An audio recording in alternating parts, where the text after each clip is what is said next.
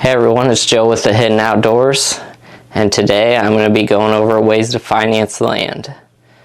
So these are just the four main types that I've found to finance the land. I am not a lender, I'm not an expert, but just after trying to figure out how I could afford land, these are the four options that I found. And with it, I would definitely try to figure out what your goals and dreams are. So I kind of went the opposite way that I would recommend for most people to go.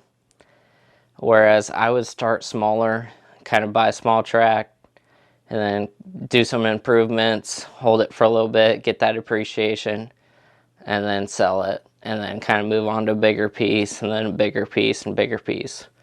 Whereas with this farm, with it being in the family, it was something that's going to be a piece that I'll never sell. But for most people, I'd recommend, find a piece that fits your budget and then kind of do some improvements, sell it for a little bit of a gain, use that to exchange for the next piece. But the biggest thing right now is I think you have to be really creative.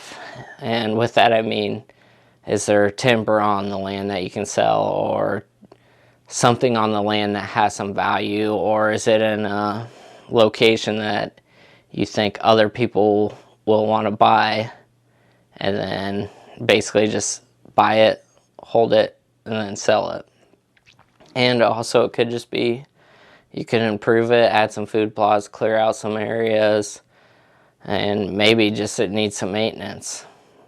So kind of just think outside the box and ways that you think that you can improve the land and hopefully sell it for a gain and move on to the next piece.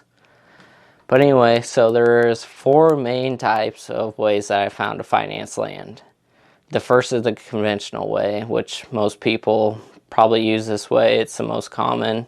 So this is to use a bank or a credit union.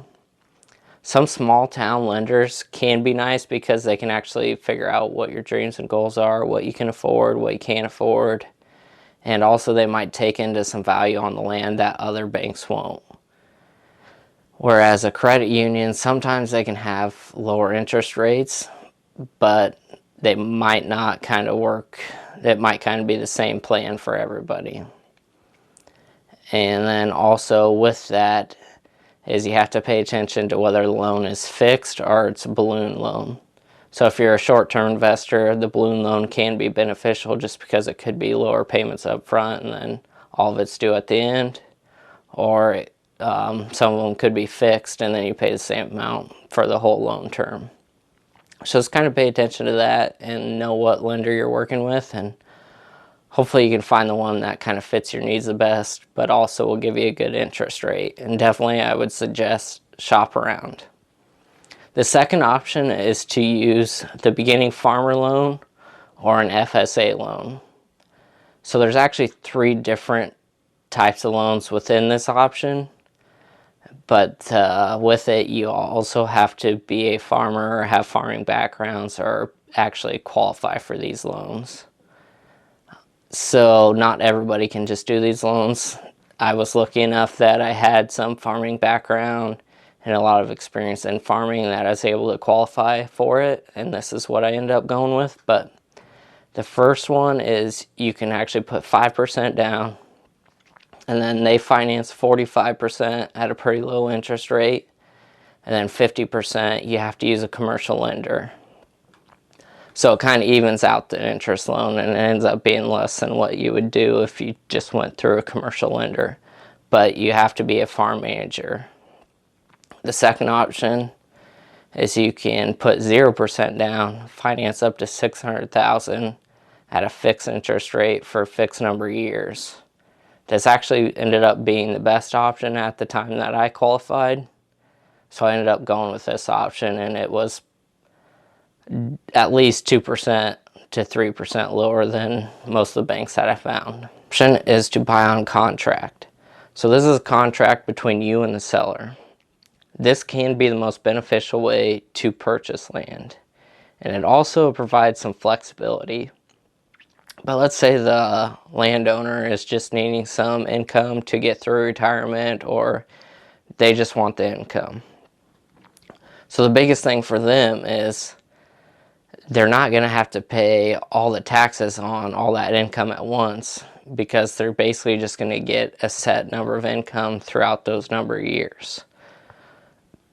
So it's going to save them a lot of taxes in the long run, which with you, it could also help you. Maybe you can negotiate a lower interest rate or a lower down payment. But with the contract, if you default on the payments, you lose it all. So that's kind of the downfall. And the other thing is it kind of doesn't show any ownership, because it's just you and the contract. So you kind of don't really have any ownership until you actually purchase the land in full. Or maybe you can work out a deal with them, say, hey, I'm going to sell this piece to this other person, blah, blah, blah. So it's kind of the way the contract is. So you kind of got to be careful there, because it can also hurt you in the end too. But like I said, it might be the most beneficial way, that you don't have to put a bunch down right up front, and you might be able to negotiate lower payments, lower interest, kind of just whatever fits their needs and whatever terms they decide. Then the fourth would be a partnership.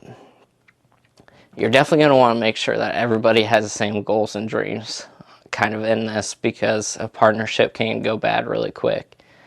So let's say somebody's going to do all the farm management.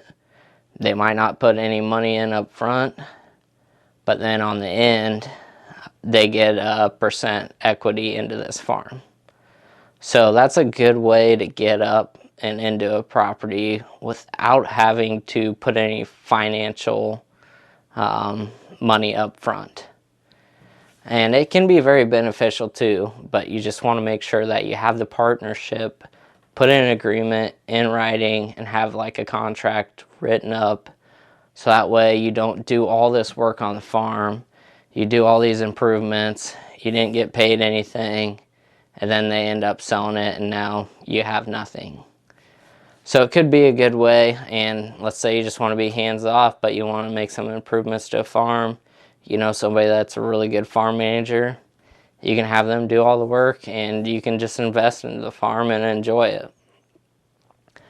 So it's also a really good way, like I said, to not have a lot of financial liability into a piece of ground. And then also, if you're wanting to get out, sometimes it can be very easy to just sell it to the partner and get your piece and then move on to the next. But those are the four main ways that I've found to finance land. I've hoped that you found this to be educational. Please like and subscribe to the channel so I can add more content, kind of what you need, and then also be able to edit and do more of these videos and hopefully bring you more content. Again, thanks for watching, and as always, stay hidden.